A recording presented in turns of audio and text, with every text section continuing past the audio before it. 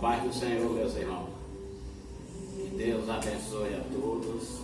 É um prazer estar fazendo esse vídeo para nos rever, né? Porque há muito tempo que a gente não consegue se ver. Mas eu creio no Senhor Deus que logo, logo tudo isso vai passar. Em breve nós estaremos juntos, louvando e glorificando o nome do nosso Deus. E quero deixar para os irmãos nessa noite um versículo do Salmo 37, na realidade são 3 versículos, do versículo 9 ao 12, que diz: porque os malfeitores serão desarraigados, mas aqueles que esperam no Senhor herdarão a terra. Pois ainda um pouco, e o ímpio não existirá, olhará para o seu lugar e não aparecerá. Mas os mansos herdarão a terra e se deleitarão na abundância de paz. Com esse versículo, eu encerro a minha participação, desejando aos irmãos uma boa noite e muita paz. Boa noite, irmão. A graça e a paz do nosso Senhor Jesus. Boa noite, irmãos. Vou deixar um versículo que se encontra em Salmos 84, no 11 e 12, que diz assim: porque o Senhor Deus é sol e escudo, o Senhor dá graça e glória, nenhum bem sonega aos que andam retamente. Ó Senhor dos exércitos, feliz o homem em que te confia. Então, devemos sim, confiar em Deus. Estamos passando por esse momento, mas confiante que tudo passará. Boa noite, irmãos. Nós estamos com muita saudade de vocês e que a graça e a paz do nosso Senhor Jesus Cristo esteja com vocês. Amém. Tchau. Tchau.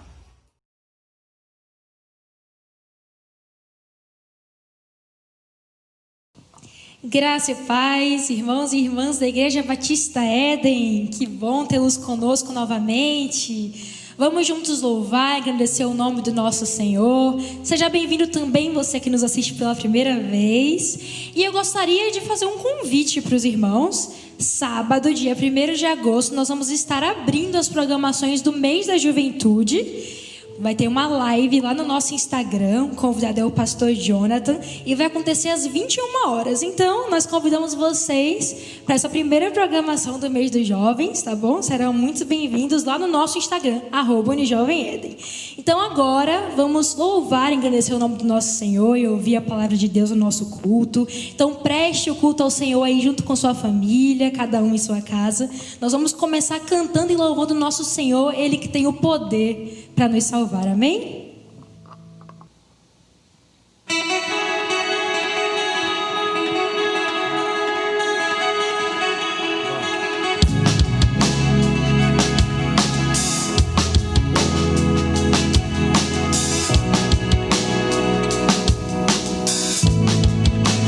Todos necessitam de um amor perfeito, perdão e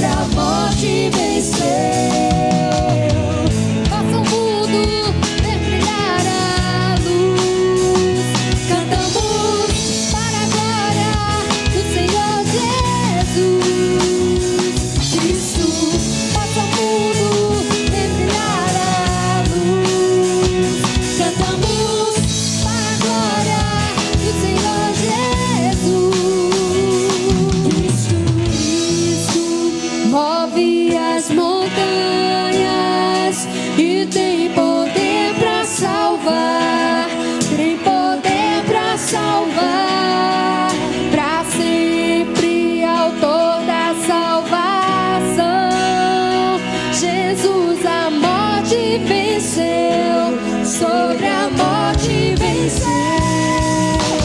Cristo move as montanhas e tem poder pra salvar, tem poder pra salvar. Tem pra sempre autor da salvação. Jesus a morte venceu, sobre a morte venceu. Passa o mundo, vem brilhar a luz. Cantamos para a glória do Senhor Jesus. Cristo passa o mundo, vem brilhar a luz. Cantamos para a glória do Senhor Jesus. Cristo passa o mundo, vem brilhar a luz. Passa o mundo, cantamos, vem brilhar a luz. Cantamos para a glória do Senhor Jesus. Cristo passa o mundo, vem brilhar a luz. Cantamos para a glória do Senhor Jesus. Passa o mundo, vem brilhar a luz. Cantamos para a glória do Senhor Jesus. Cristo passa o mundo, vem brilhar a luz.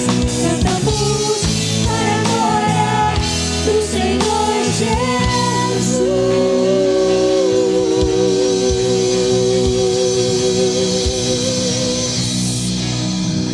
Aleluia! Porque nós vimos a glória do Senhor sobre toda a terra. Todo ser que respira, louve ao Senhor. Louvai aquele que é, que era e que para sempre será. Hosana, Hosana nas alturas. Declara, igreja, declara ao Senhor, ao único que é digno. Eu vejo o Rei da Glória vindo com o seu poder. A terra vai estremecer.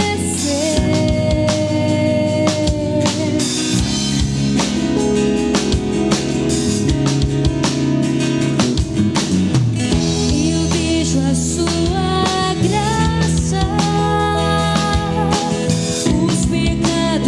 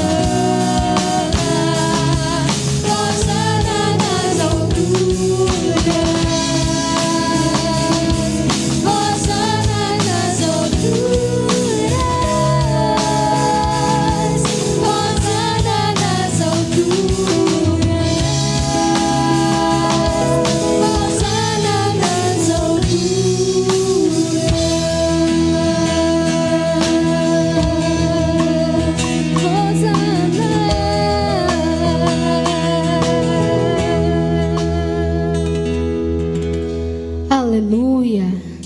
Glórias a Deus. Vamos continuar louvando o nosso Senhor. Vamos dizer que Ele é santo. Tu és santo, Senhor. Esse louvor que nós prestamos aqui nesse lugar é para dizer que Tu és santo. Vamos juntos.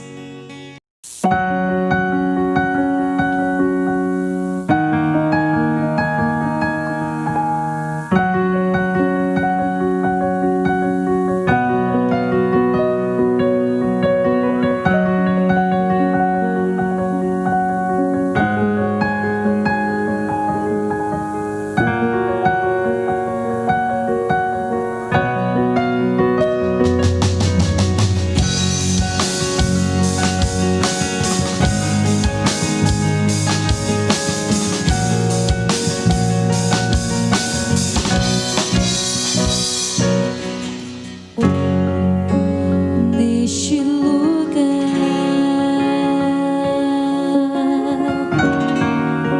me prostro em Tua presença para entoar louvores a Ti, Senhor. Derrama tua essência, derrama tua graça sobre mim.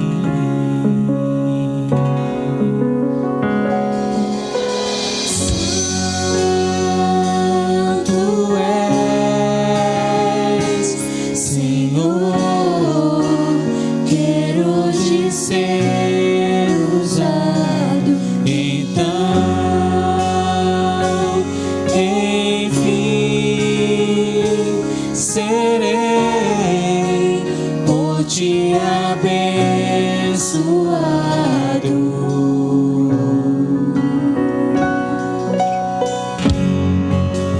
Pra onde olhar, se não pras obras de Tuas mãos? Tento entender de onde vem Teu poder, Senhor.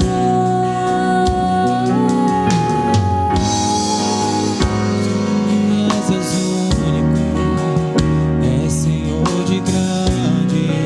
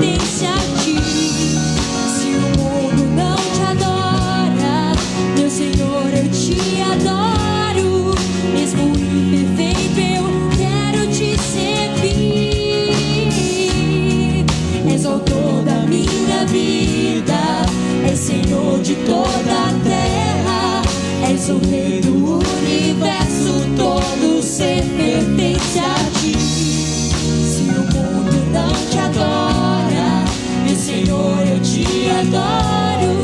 Mesmo imperfeito, eu quero te servir.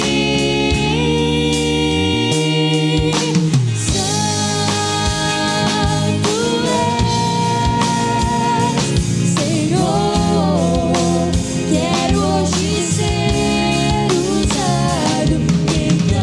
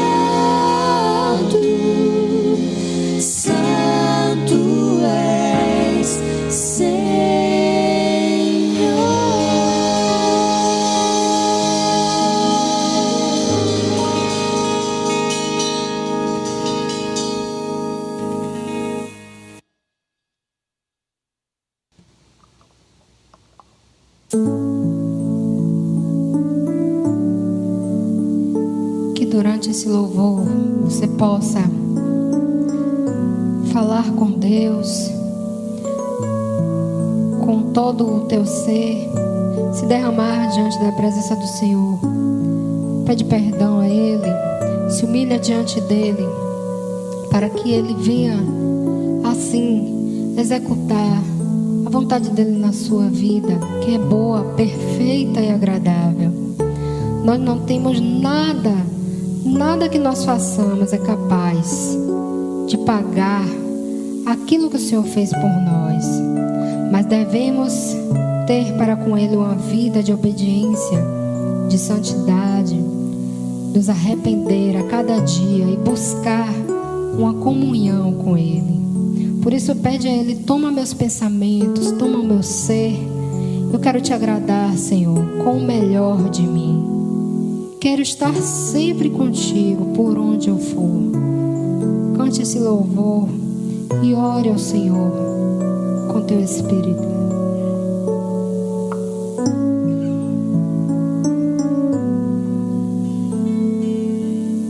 Preciso me entregar, Senhor. Preciso a Ti me entregar.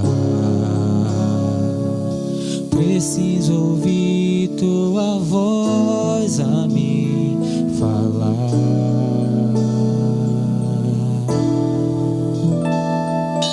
Não tenho nada a Te oferecer, somente o coração impuro e pecador. Mas aqui estou, me aceitas, Senhor.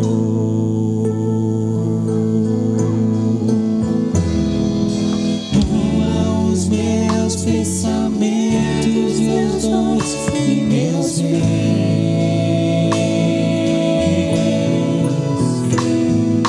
Toma o meu coração e tudo que ele tem.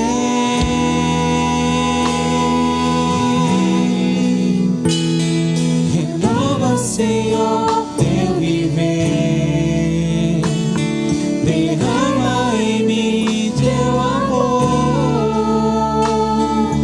Quero pra sempre servir-te por onde for.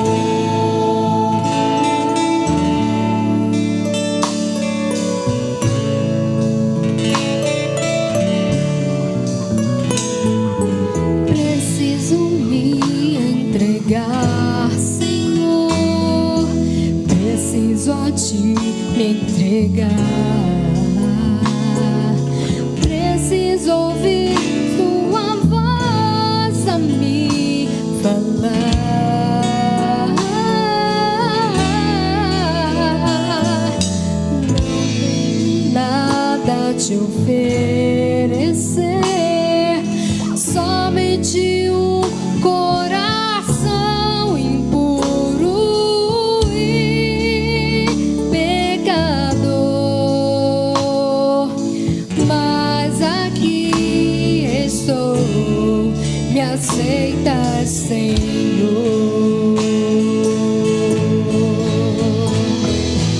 Toma os meus pensamentos, meus dons e meus bens.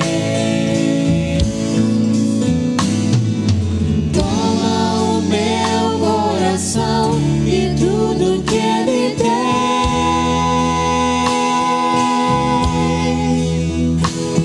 Renova, Senhor, teu viver.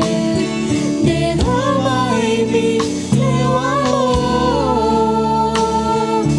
Quero pra sempre servir-te por onde for.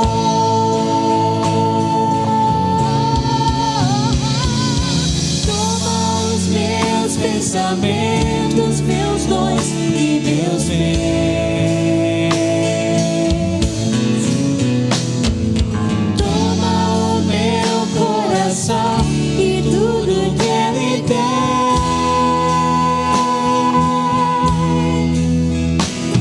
Renova, Senhor, meu viver.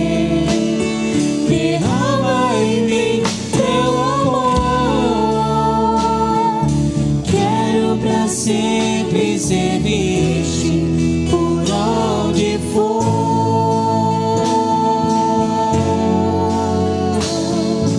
Quero pra sempre serviste por onde for.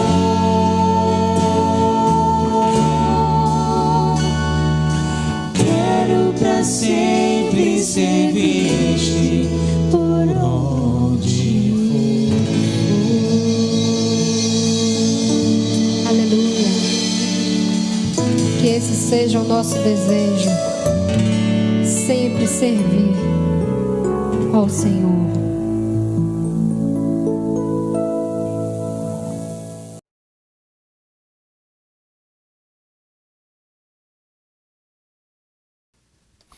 Olá, irmãos. Graça e paz da parte de Jesus Cristo, nosso Senhor.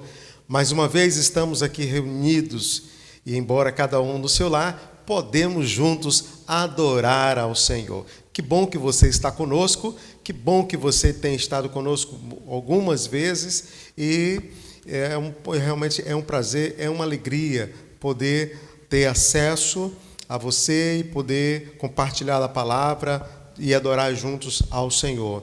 Eu quero te convidar hoje, quem vai estar pregando a palavra é a irmã Neila. Eu quero passar a palavra para ela neste momento, pedindo a Deus que mais uma vez esteja usando a vida dela e, quanto a você, esteja atento para meditar nesse texto e eu espero que Deus possa falar ao seu coração. No final voltaremos para um momento de oração e lhe daremos alguns avisos. Que Deus te abençoe, fique atento em nome de Jesus. Irmã Neila. Amém. Que bom, meus irmãos, poder falar mais uma vez com os irmãos. Eu quero desejar que a graça e a paz do Senhor Jesus, estejam no seu coração, no coração de todos aqueles que estão nos acompanhando nessa noite. Que o Senhor nos abençoe. Nós vamos meditar um pouco hoje sobre amizade, No dia 20 de julho, nessa semana, o Brasil comemorou o Dia da Amizade. A amizade é algo muito importante. Mas antes de começarmos, vamos orar ao Senhor? Feche seus olhos e vamos orar ao nosso Deus. Pai Santo, Pai amado, nós te agradecemos. Agradecemos pelo privilégio de te servir. Agradecemos ao Senhor, Pai, por ter enviado Jesus Cristo para morrer na cruz em nosso lugar, para nos salvar, Senhor. Obrigada, Deus, porque o Senhor tem nos sustentado. O Senhor tem nos dado livramentos. O Senhor é bom. Muito obrigada pela tua palavra, Senhor, que limpa os nossos corações, que alimenta a nossa alma, que nos mostra o caminho. Muito obrigada, Senhor, pelo teu Espírito, que nos ensina e ilumina a nossa mente para glorificar o teu nome. Muito obrigada, Senhor, por nos chamar de amigos. Muito obrigada, Senhor amado, porque tu és. E tu és todo-poderoso, e ninguém pode contra o Senhor. Agindo o Senhor, quem impedirá? Louvado e engrandecido seja o teu nome para sempre, Senhor. Que nessa noite o Senhor receba, Pai, a nossa adoração, o nosso louvor, o nosso culto. Que ele chegue ao teu trono como cheiro suave, Senhor. E que o teu Espírito nos capacite a viver a tua palavra. Nós te louvamos e te engrandecemos para sempre, porque só o Senhor é Deus, em nome de Jesus. Amém? Amém. Meus irmãos, eu gostaria de começar então com os irmãos, só um minutinho, falando justamente sobre essa questão da amizade, da importância de ter amigos.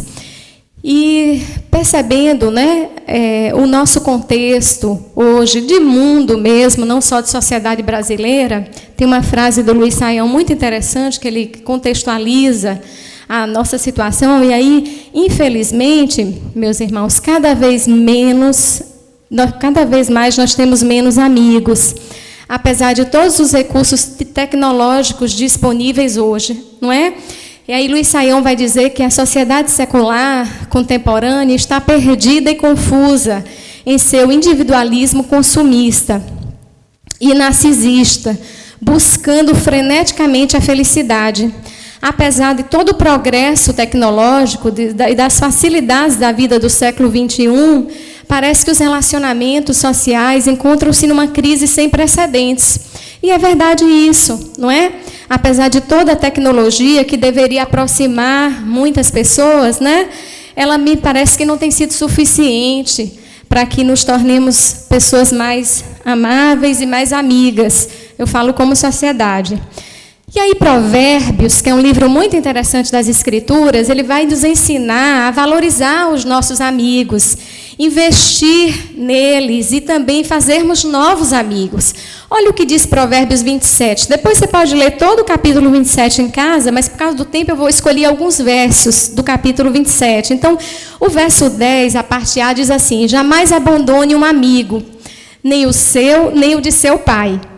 O verso 10, parte B, diz: mais vale o vizinho perto do que o irmão longe. As feridas feitas por um amigo sincero são melhores que os beijos de um inimigo. O verso 6. O verso 5 diz: a repreensão franca é melhor que o amor escondido. O verso 9 diz: o conselho sincero de um amigo é agradável como perfume e incenso. E o verso 17 diz assim: como o ferro afia o ferro, assim um amigo afia o outro.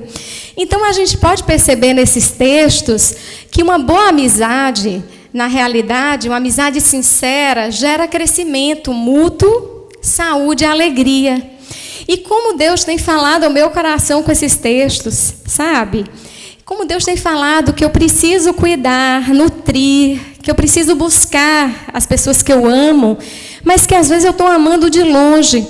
E nós precisamos buscar essas pessoas, dizer a elas o quanto elas são importantes para nós, não é? Quando o texto diz: mais vale um vizinho perto do que o irmão longe, o texto está falando de proximidade. Não abandone o amigo, né? Que você o busque. Quando ele diz que o conselho sincero de um amigo é mais agradável que perfume e incenso, é porque o amigo verdadeiro fala a verdade, ele nos leva ao crescimento.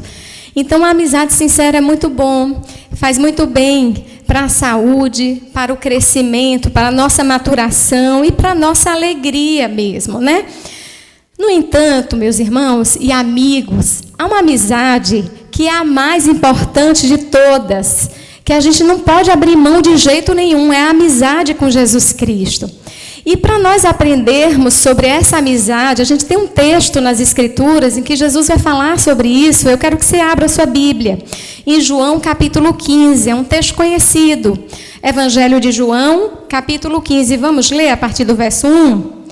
Diz assim a palavra de Deus: eu sou a videira verdadeira e o meu pai é o agricultor. Todo ramo que estando em mim não der fruto, ele o corta. E todo o que dá fruto limpa, para que produza mais fruto ainda. Vós já estáis limpos pela palavra que vos tenho falado. Permanecei em mim, e eu permanecerei em vós. Como não pode o ramo produzir fruto de si mesmo, se não permanecer na videira, assim nem vós o podeis dar, se não permanecerdes em mim. Eu sou a videira, vós os ramos. Quem permanecer em mim, e eu nele, esse dá muito fruto, porque sem mim nada podeis fazer.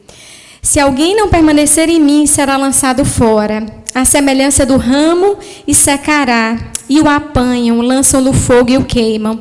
Se permanecerdes em mim, as minhas palavras permanecerem em vós, pedireis o que quiserdes, e vos será feito. Nisto é glorificado meu Pai, em que deis muito fruto, e assim vos tornareis meus discípulos. Como o Pai me amou, também eu vos amei. Permanecei no meu amor. Se guardardes os meus mandamentos, permanecereis no meu amor. Assim como também eu tenho guardado os mandamentos de meu Pai, e no seu amor permaneço. Tenho-vos dito essas coisas para que o meu gozo esteja em vós, e o vosso gozo seja completo. O meu mandamento é este, que vos ameis uns aos outros, assim como eu vos amei. Ninguém tem maior amor do que este, de dar alguém a própria vida em favor dos seus amigos. Vós sois meus amigos, se fazeis o que eu vos mando. Já não vos chamo servos, porque o servo não sabe o que faz o seu senhor, mas tenho-vos chamado amigos, porque tudo quanto ouvi de meu Pai vos tenho dado a conhecer. Que maravilha! O verso 16. Não foste vós que me escolhestes a mim, pelo contrário, eu vos escolhi a vós outros, E vos designei para que vades e deis fruto, e o vosso fruto permaneça, a fim de que tudo quanto pedirdes ao meu Pai, em meu nome eu vou-lo conceda. Isso vos mando, que vos ameis uns aos outros. Se o mundo vos odeia, sabei que primeiro do que a vós outros me odiou a mim. Se vós fosseis do mundo, o mundo amaria o que era seu, como todavia vos não sois do mundo. Pelo contrário, dele vos escolhi, por isso o mundo vos odeia. Lembrai-vos da palavra que eu vos disse, não é o servo maior do que o seu senhor. Se me perseguiram a mim, também perseguirão a vós outros. Mas se guardaram a minha palavra, também guardarão a vossa. Tudo isto, porém, vos farão por causa do meu nome, porquanto não conhecem aquele que me enviou. Se eu não viera, nem lhes houvera falado, pecado não teriam, mas agora não tem desculpa do seu pecado. Quem me odeia, odeia também a meu Pai. Se eu não tivesse feito entre eles tais obras, quais nenhum outro fez, pecado não teriam. Mas agora não somente têm eles visto, mas também odiado, tanto a mim como a meu Pai.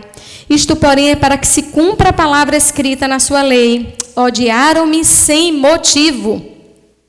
Quando, porém, vier o Consolador, que vos enviarei da parte do Pai, o Espírito da verdade, que dele procede, esse dará testemunho de mim. E vós também testemunhareis, porque estáis comigo desde o princípio. Que texto maravilhoso, meus irmãos! Que texto rico! Nesse texto, a gente percebe Jesus utilizando duas metáforas. A primeira que ele utiliza é da videira.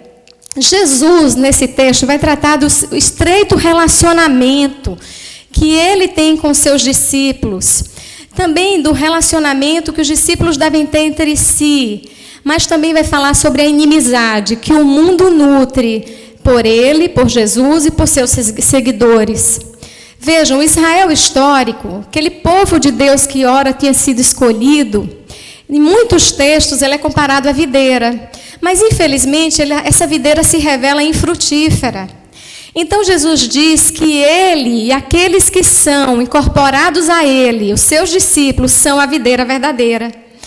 No Charles Swindoll ensina que aqui Jesus destaca 3 relacionamentos vitais para o cristão. O relacionamento do cristão com Cristo.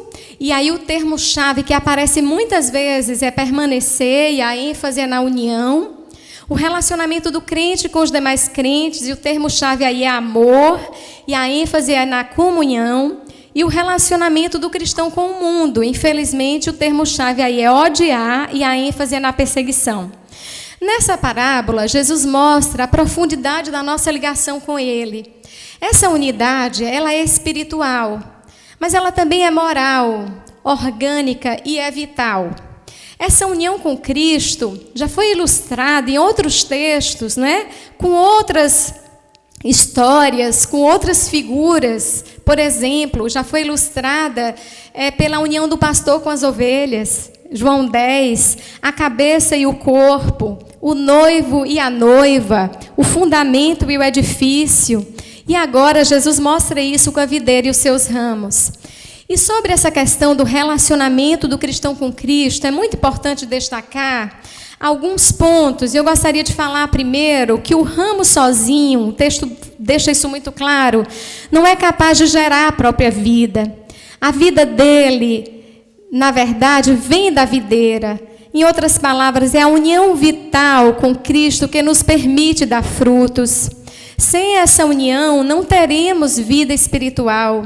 Estaremos mortos espiritualmente e não poderemos dar bons frutos, não é verdade?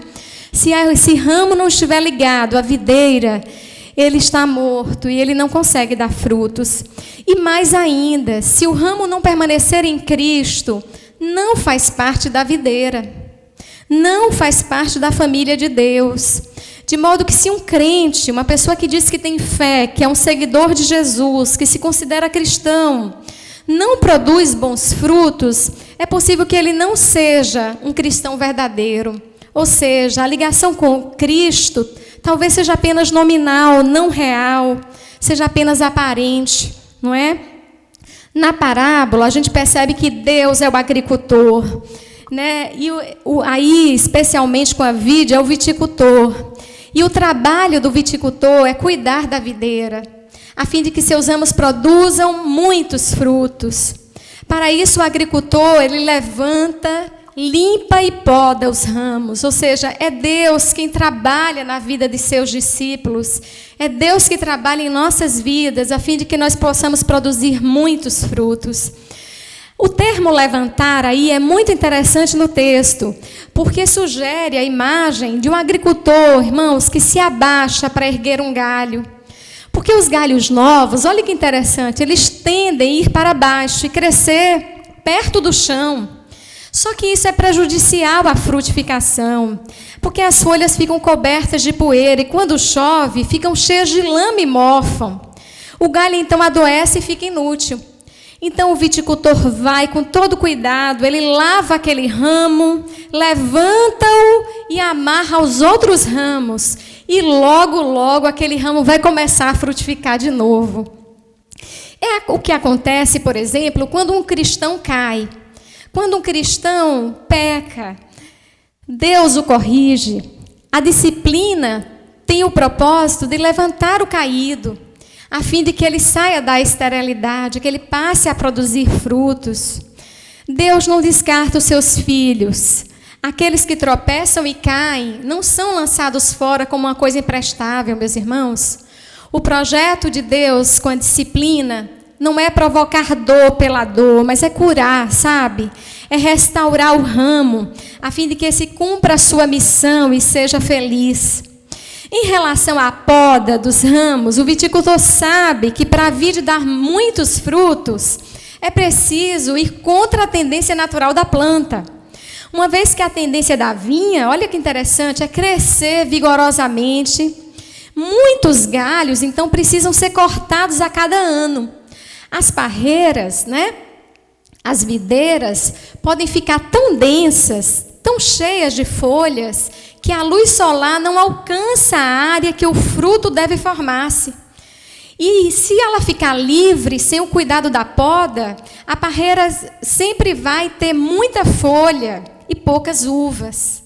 Por isso o agricultor corta os brotos desnecessários, ele poda a árvore.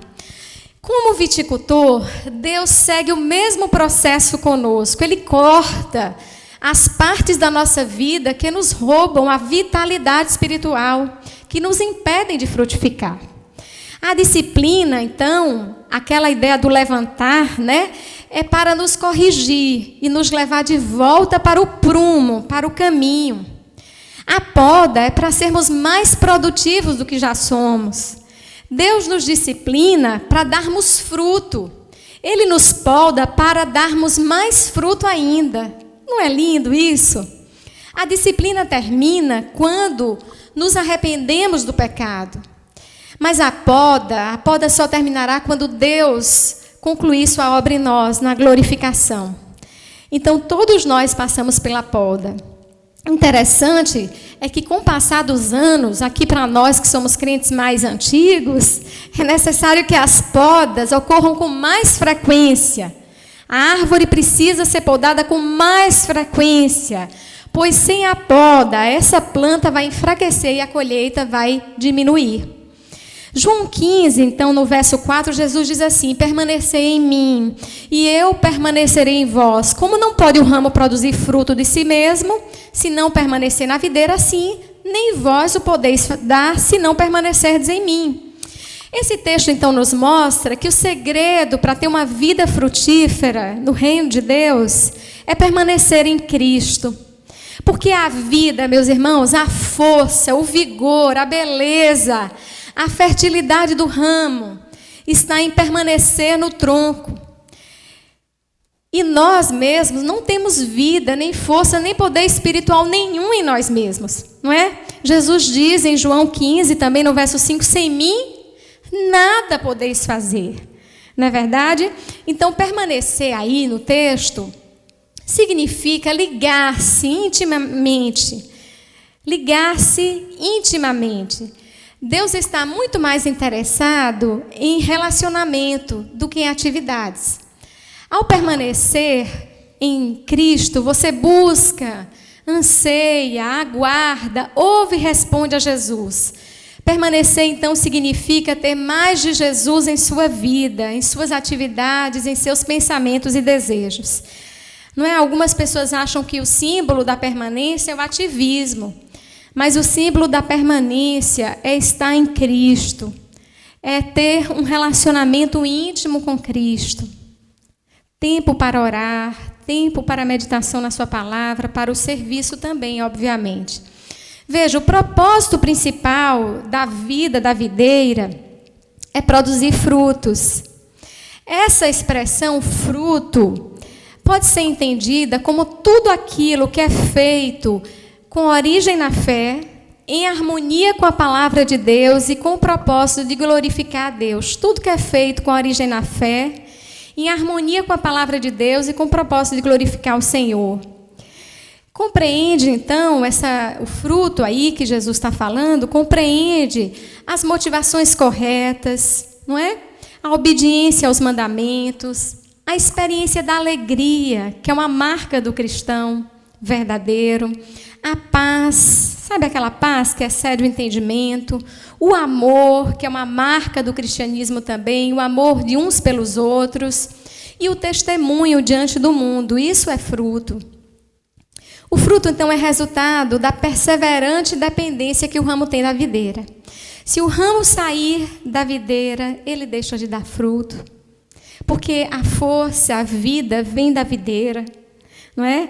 Permanecer em Cristo, então, é a evidência de que nós somos discípulos dele. E aí Jesus já disse para nós em outro texto, ele disse que se conhece a árvore pelo fruto.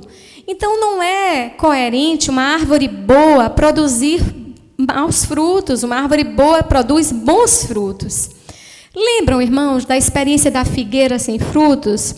Quando Jesus está indo para Jerusalém, ele sente fome, e ele vai a uma figueira, e ela está cheia de folhas, e parece que ela tem fruto, e aí Jesus tenta procurar ali um fruto e não acha, e Jesus então diz para ela secar. Na verdade, ela já existia ali, mas ela não cumpria o seu papel, não é? Que era gerar frutos. Veja, o que esse texto nos ensina é que Jesus não se contenta com a aparência, mas ele quer realmente o coração, ele quer vida, não é? Não adianta ser uma árvore tão cheia de folhas, se o seu propósito é dar fruto e não tem nem sequer uma uva, como resultado do trabalho de Deus, não é?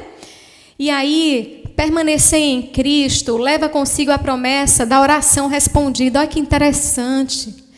A oração eficaz, meus irmãos, é fruto de um relacionamento profundo com Deus.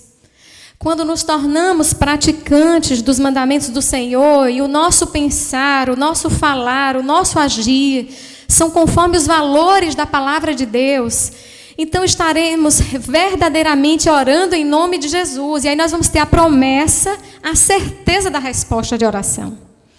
Porque na realidade nós já vamos saber orar. Nós já vamos pedir a Deus aquilo que Ele quer fazer.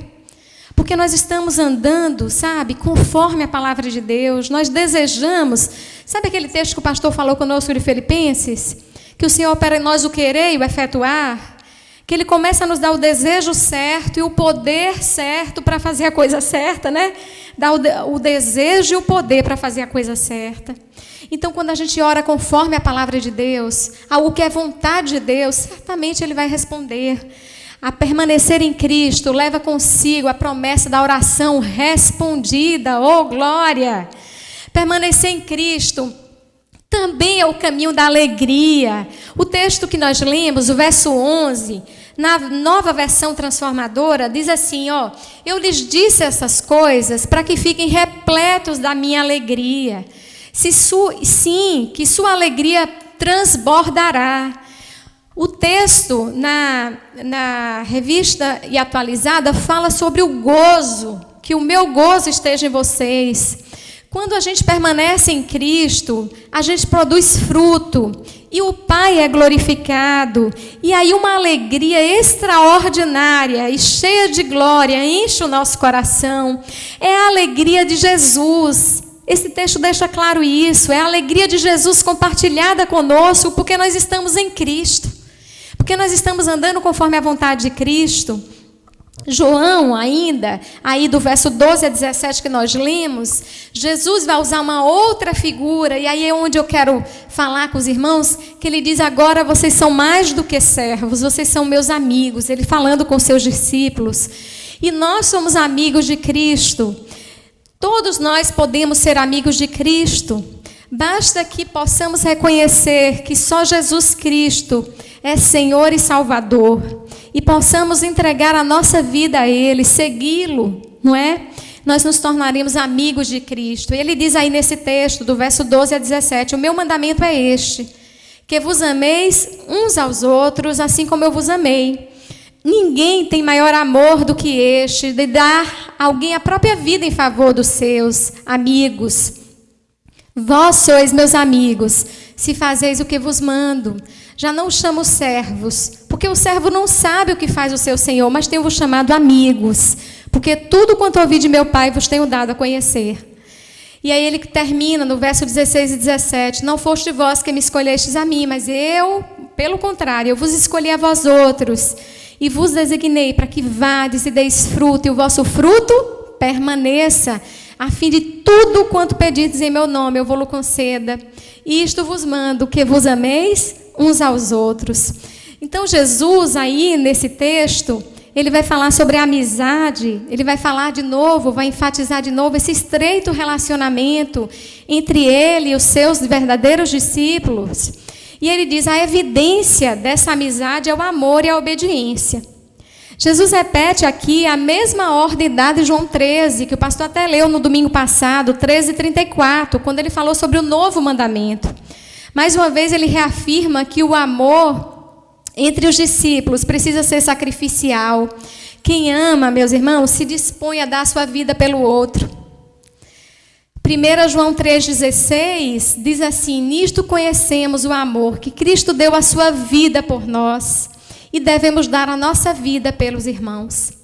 Ele, o próprio Cristo, exemplifica essa ordem de forma prática, com sua morte na cruz em favor dos seus discípulos, em favor de toda a humanidade, né?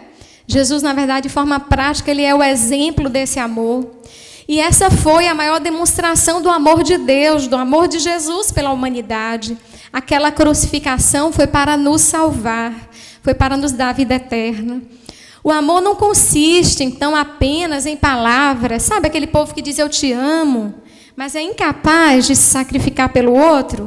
O amor não é isso. O amor não é um mero sentimento. O amor é uma ação. Preste atenção nisso, é uma entrega. É expressão de um sacrifício. E aí eu quero dizer para vocês uma coisa que é importante. Nós não somos o que nós falamos. Nós somos nem o que nós sentimos, mas o que nós fazemos. Como é que se sabe que ama? Pelas ações. Não só por palavras, não só por expressões de sentimento, com palavras, mas também por ações. Foi assim que Deus expressou o seu amor por nós, dando o seu próprio Filho, encarnando e morrendo na cruz pelos nossos pecados. Então, nós somos muito mais o que nós fazemos do que o que nós falamos. E muitas vezes é incoerente, né?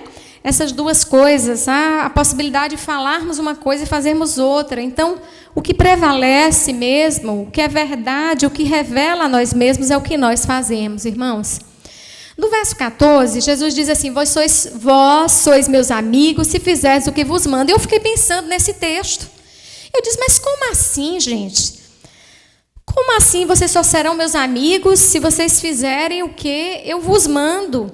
Imagine se eu falasse isso para alguém, né? Eu dissesse assim, olha, você só pode ser meu amigo se você fizer o que eu quero. E o respeito à individualidade do outro, né?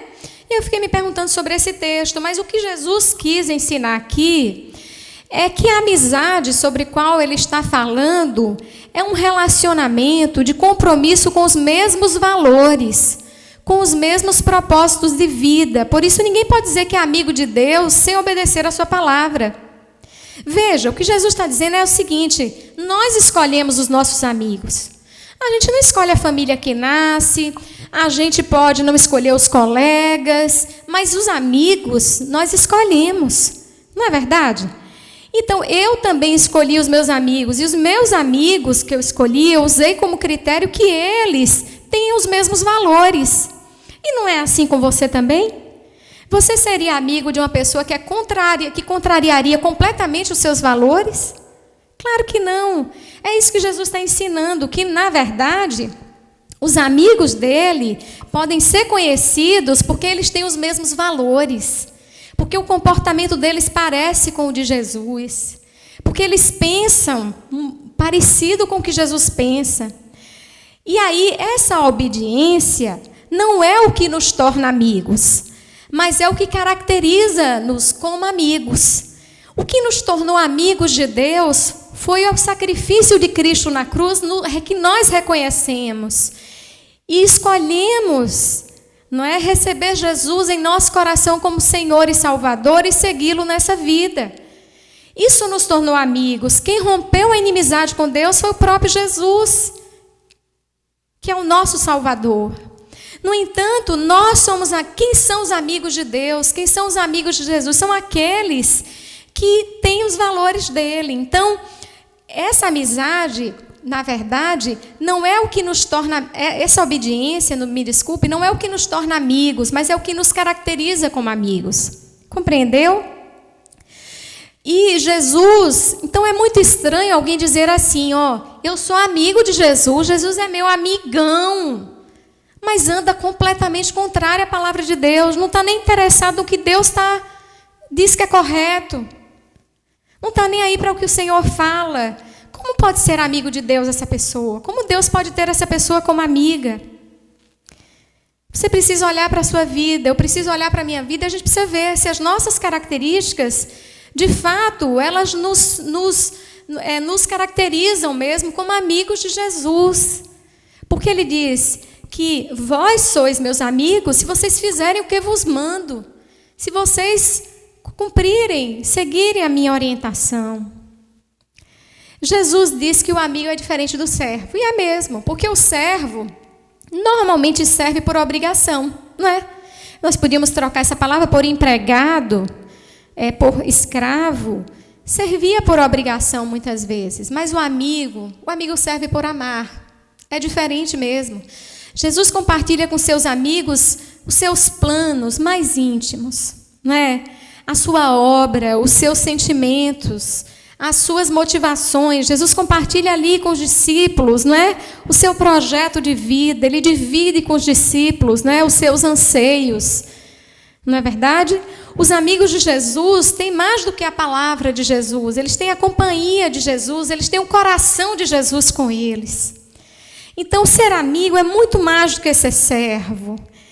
Eu não sei se você se considera apenas servo, aquele que serve por obrigação, que acha que isso é um peso.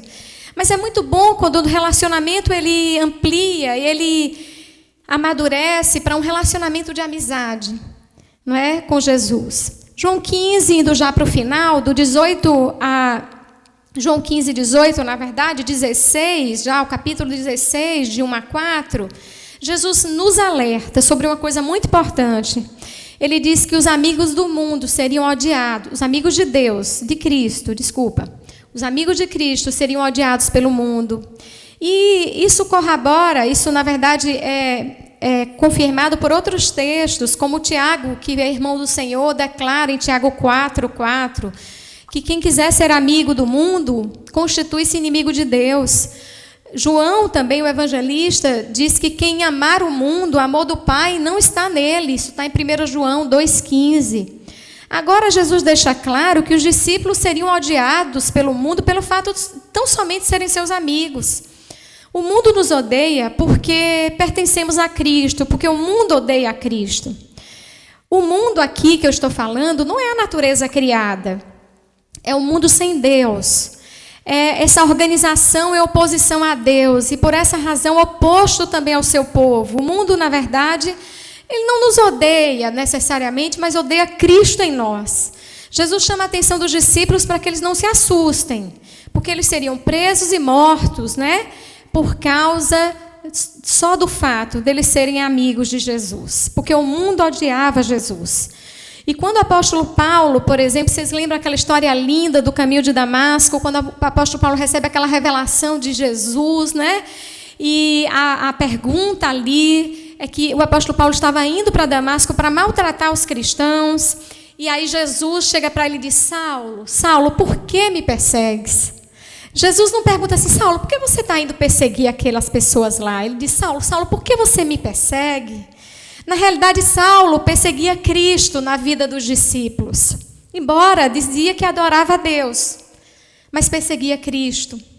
Então, o texto de João 16, de 1 a 3, fortalecendo essa ideia, ele diz que o mundo é cego espiritualmente, porque não conhece a Deus, e por isso é que persegue os cristãos. Nós já lemos esse texto, ele diz assim: tendo-vos dito essas coisas para vocês não se escandalizarem, porque eles vão expulsar vocês das sinagogas, vem a hora em que eles vão achar que matar vocês estão tributando o culto a Deus.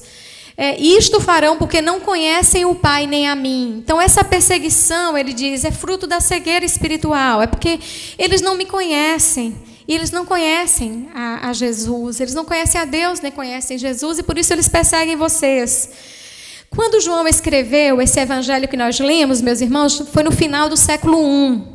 A igreja nasce e aí começa a se contar, né? Depois de Cristo.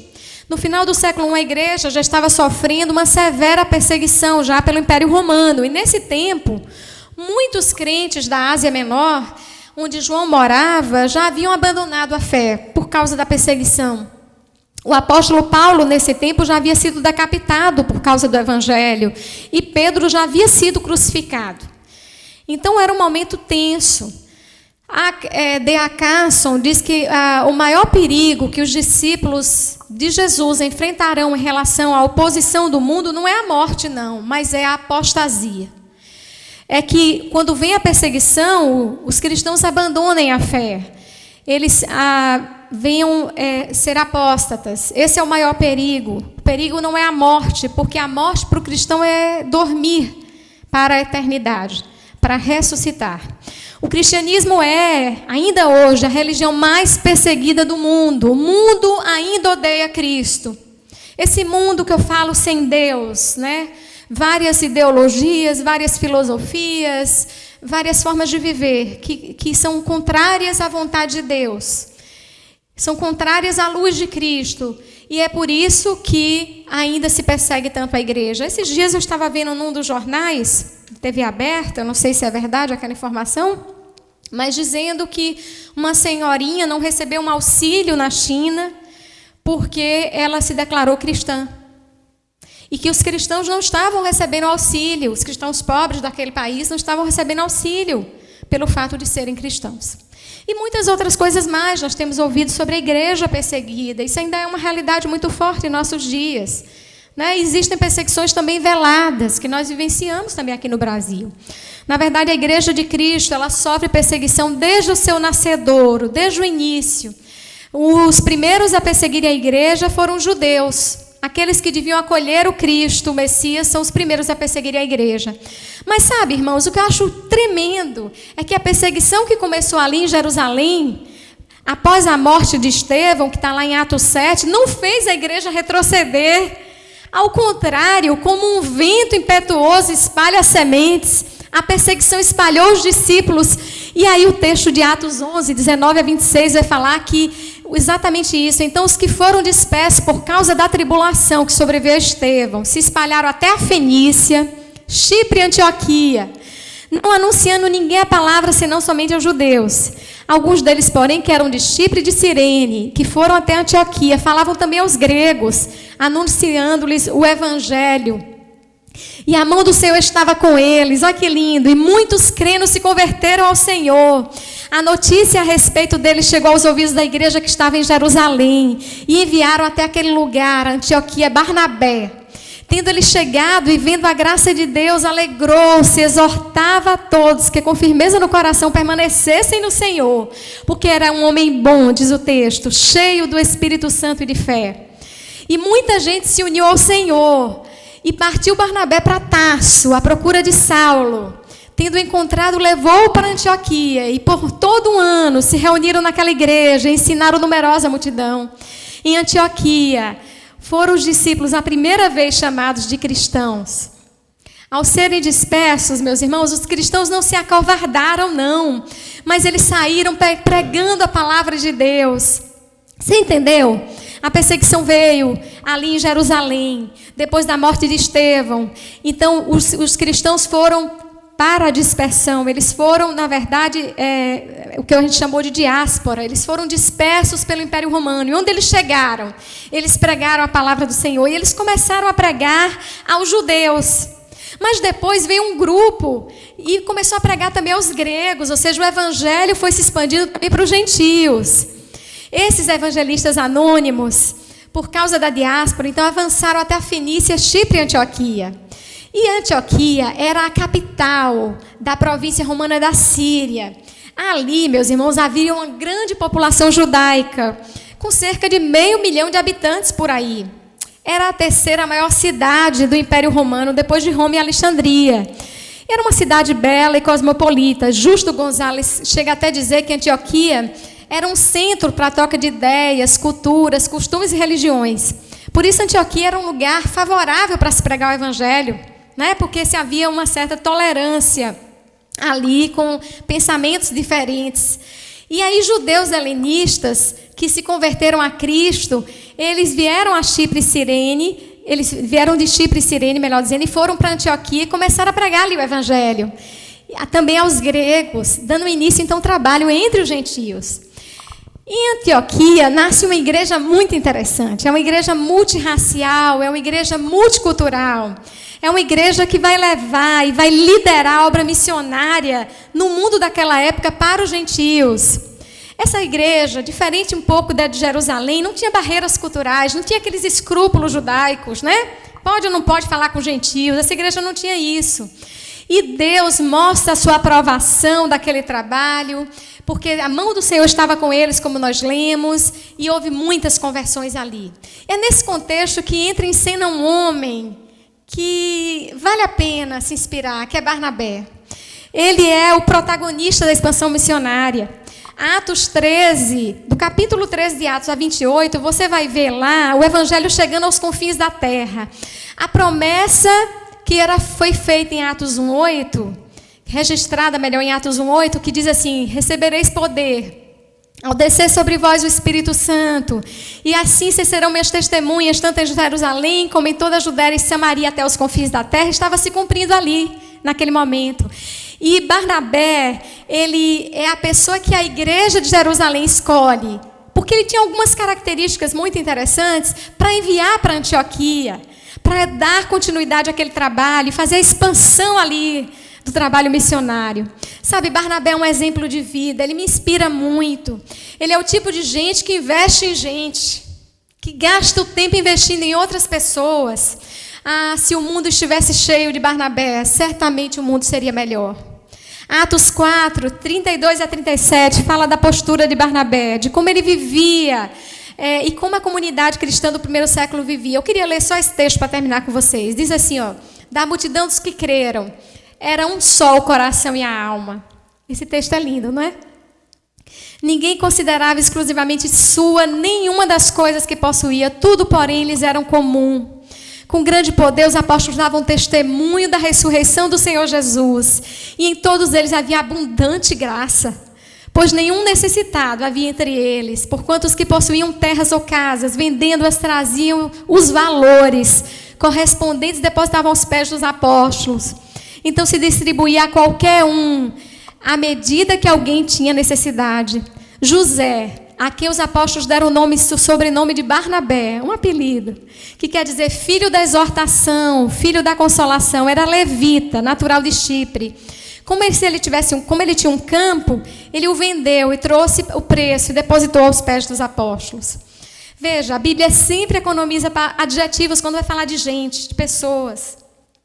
Mas sobre Barnabé, a Bíblia faz questão de falar que era um homem bom, cheio do Espírito Santo, um homem cheio de temor e fé.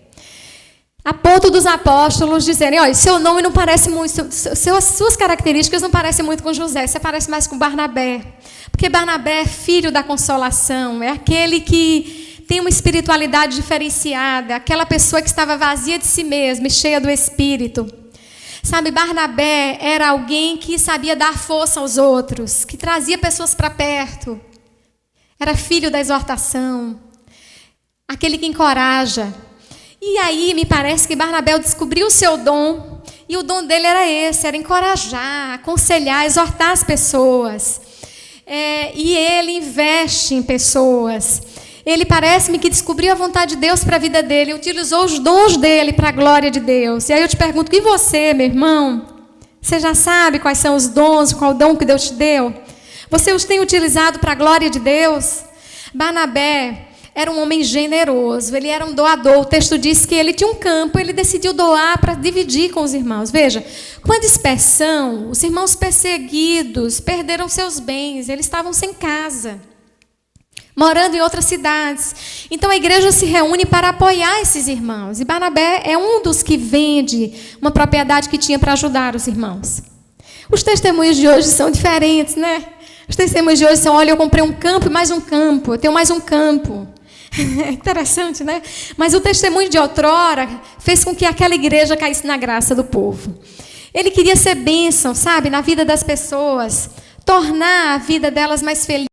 E você, eu te pergunto, você tem sido bênção na vida das pessoas com quem você convive? Você alivia a dor delas ou você promove mais dor? Você torna a vida das pessoas mais leves ou mais difíceis?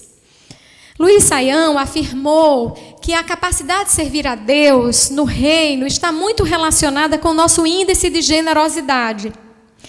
Quanto mais generosos, mais aptos nós estaremos para o serviço do reino. Irmãos, a nossa vida precisa ser fonte de graça para os outros. Nós precisamos ser uma bênção, como o Senhor disse a Abraão. É interessante o registro que Atos 14, de 8 a 12, faz de uma experiência que Barnabé vive com Paulo. Eu não vou ter tempo de ler, mas o texto diz que Paulo, depois que ele passa aquele período na Arábia, que ele vai a Damasco, e ele quer contar que ele descobriu que Jesus é o Cristo. Ele era o Messias. E ele começa a pregar, mas aí ele sofre a perseguição. E ele vai buscar ajuda na igreja de Jerusalém. Quando ele chega lá, os discípulos em Jerusalém ficam com medo. Eles acham que ele está disfarçando para sabotar a igreja. Mas Barnabé, ele age completamente diferente, sabe? Ele acolhe Paulo, ele leva Paulo até os discípulos, os apóstolos. E ele faz com que aqueles discípulos, ele conta aos discípulos o que aconteceu no caminho de Damasco, aquela experiência extraordinária que Paulo teve com Cristo. E aí Paulo é aceito na igreja de Jerusalém, porque Barnabé deu aquela força, Barnabé deu aquele empurrão, Barnabé possibilitou a aproximação de Paulo com os apóstolos em Jerusalém. Barnabé é um homem tão marcante que um dia ele estava pregando, Paulo pregando já no ministério em Antioquia, em Listra especialmente, não sei se você lembra desse texto, e aí um homem aleijado está ali ouvindo, e Paulo, fixando os olhos daquele homem, ele diz em alta voz, apruma-te direito sobre os pés. O homem era aleijado, desde que nasceu, era paralítico, e aquele homem é curado. Então o povo daquela cidade, eles querem adorar Paulo, eles querem sacrificar a Paulo ofertas e a Barnabé, e eles chamam Paulo de Hermes, que era o deus do correio, o deus que falava, né, na mitologia grega. Mas eles chamam Barnabé de Zeus, ou seja, eles procuram um nome para identificar Barnabé. Dentro da cultura deles, Zeus era o pai dos deuses, era o deus maior. Porque a vida de Barnabé era tão impactante que eles dizem, esse é Zeus. E Barnabé e Paulo não deixam, obviamente, que se sacrifique a eles. Eles dizem, irmãos, nós somos como vocês, somos homens, né?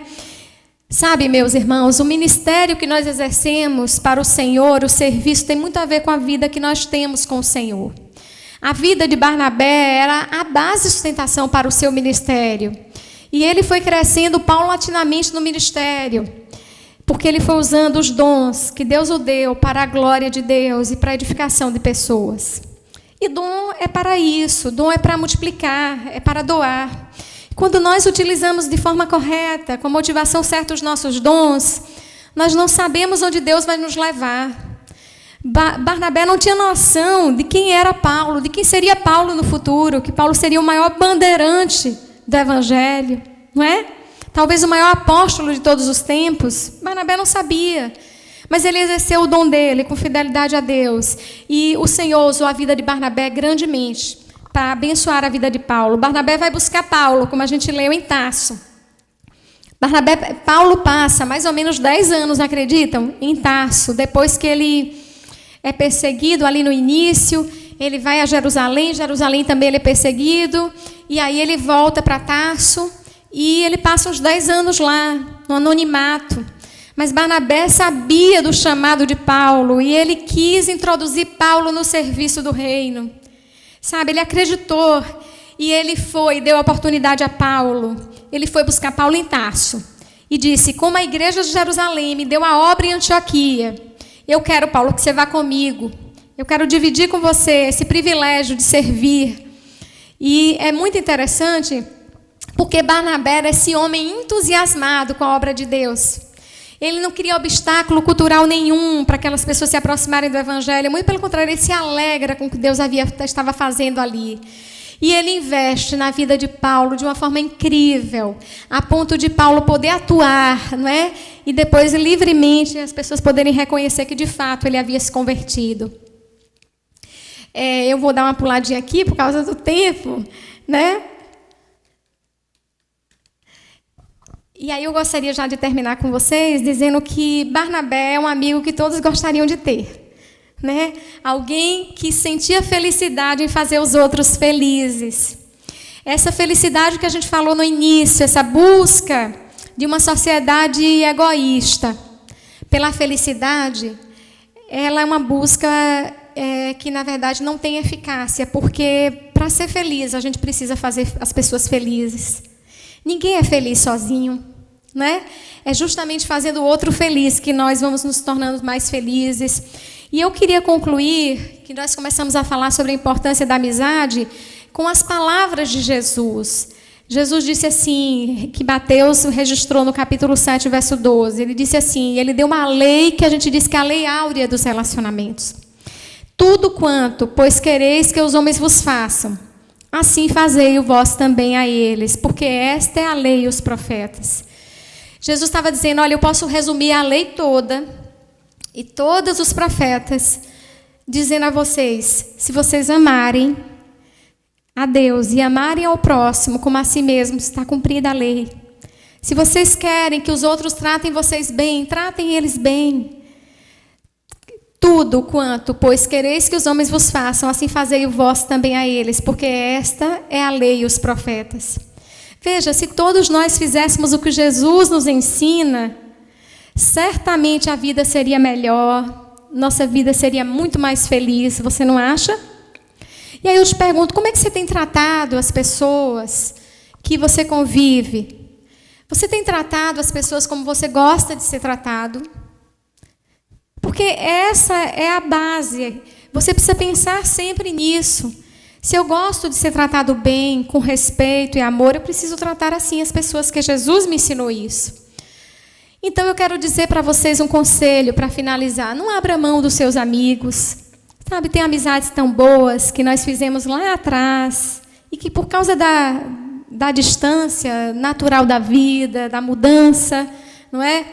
De circunstâncias na nossa vida, a gente deixa de ter contato com essas pessoas. Mas vale a pena fazer o que eu fiz esses dias, lembrando dos meus amigos e entendendo o quanto eles são importantes para mim, quanto eles são presentes de Deus para a minha vida, o quanto são preciosos. Ligue, não abra mão, né? E mais do que isso, sobretudo, não abra mão da amizade com Jesus. Se você ainda não é amigo de Jesus, você ainda está conhecendo a Jesus, de ouvir falar, então dê um passo à frente. Diga a Ele que você quer ser amigo dEle, que você quer ter um relacionamento próximo, íntimo com Ele. E certamente você vai ter muito mais satisfação, não é, de viver. Então valorize os seus amigos, invista neles, faça novas amizades, invista em pessoas. Sabe, o discipulado é uma coisa muito interessante, porque a gente começa a discipular alguém, a cuidar de alguém, e a gente pensa que está dando alguma coisa. Mas, na verdade, nós estamos trocando. E depois, passa um tempo, e aquele que era o seu discípulo, ele passa, ou seja, o seu aluno passa a ser o seu mestre também. Ele passa a cuidar de você também, e aquilo cresce, sabe? Vira uma amizade boa.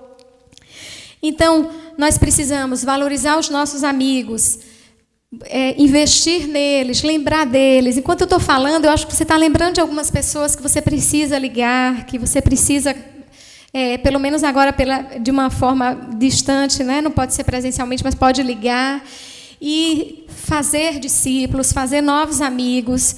Eu queria dizer para vocês, sejam Barnabé, faça o bem, não é? Porque certamente nós seremos assim mais felizes. Irmãos, que Deus os abençoe e que você possa desfrutar todos os dias dessa amizade próxima com Jesus. Porque Ele não te chama mais de servo, Ele quer te chamar de amigo. Deus te abençoe, um abraço forte no coração, viu? Deus abençoe. Ei, Lu, tudo bom? Ei, Pri. Oi. Kessia. Ei, Airo, Oi. tudo bom? Fala, Cláudia. Fala, Paulão, tudo bem? E aí, Carlos? Bora cantar um sertanejo? Bora. Então vamos lá.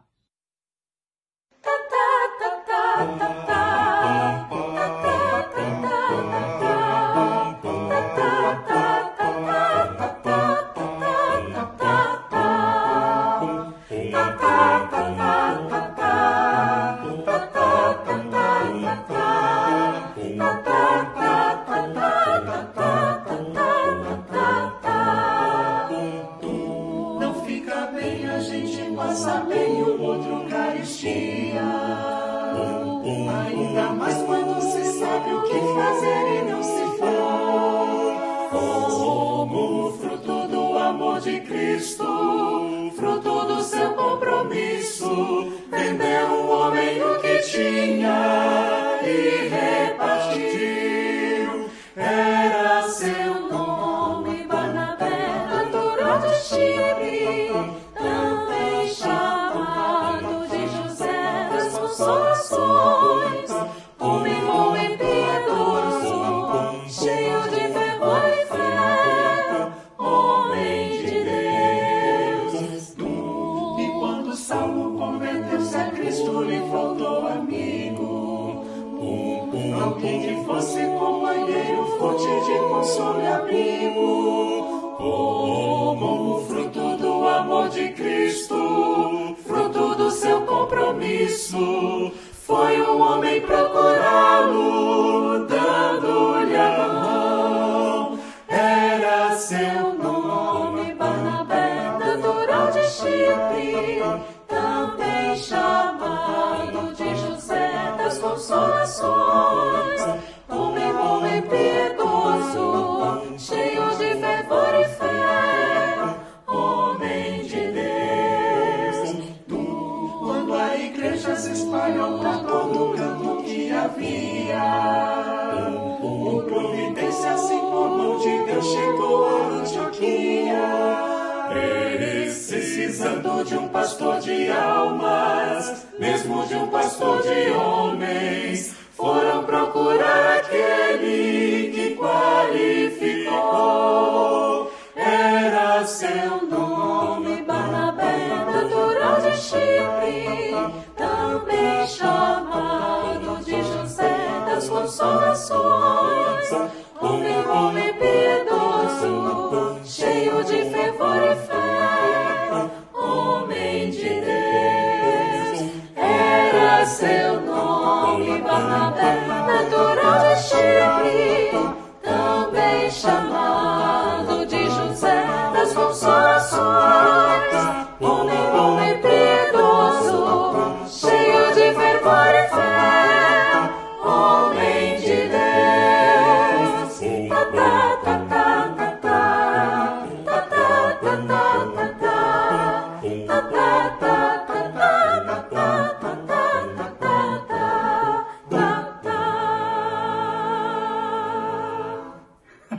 tem danço.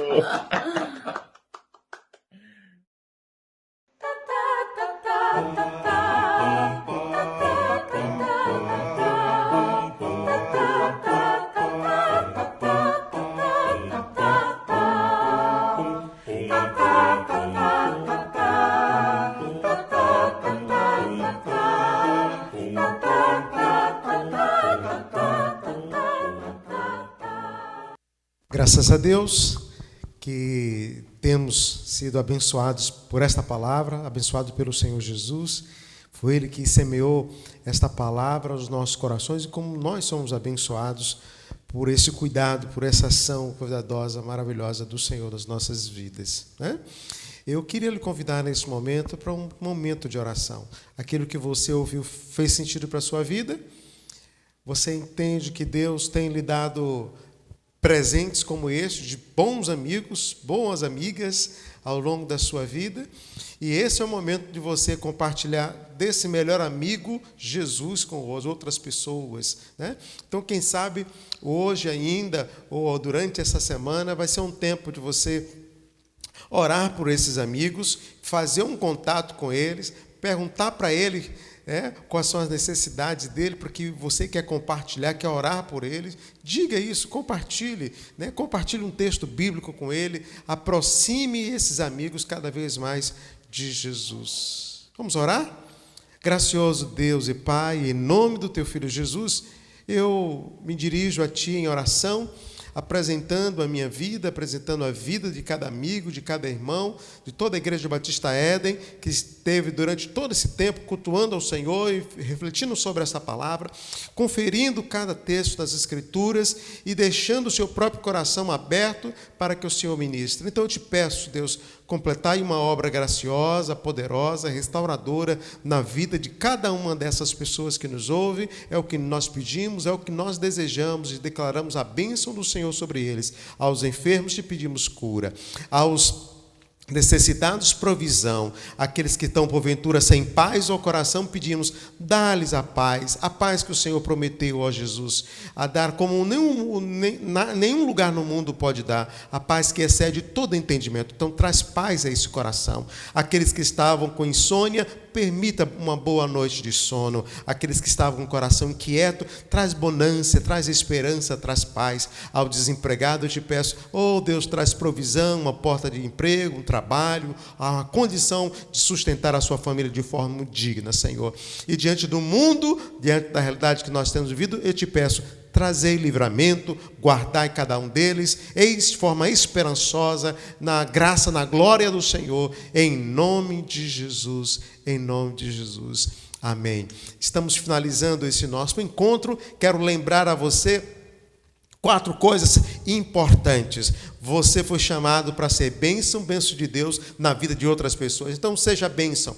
Aqueles que já participam do PGM, né, que é um pequeno grupo multiplicador da nossa igreja, tem acontecido todas as terças-feiras, e você pode tanto participar, você que não estava, e você que já participa, pode convidar outros amigos a fazerem parte. É uma grande oportunidade de ter pessoas perto, compartilhando da palavra de Deus por meio desse mecanismo. Quero lembrar a você que a escola bíblica está acontecendo a pleno vapor. Então, na escola bíblica, você que não tem tido acesso às aulas que são ministradas no domingo pela manhã, disponibilizadas no domingo pela manhã, você pode entrar em contato com o número do WhatsApp, se você não tem, solicitar, e você vai receber semanalmente o material, sendo que nós estamos reunindo domingo de pela manhã e quinta-feira às 19h30. E eu estou fazendo uma proposta para que não apenas tenham a aula, mas um tempo de oração, um tempo de compartilhar, como foi nessa última quinta-feira. Continuemos fazendo isso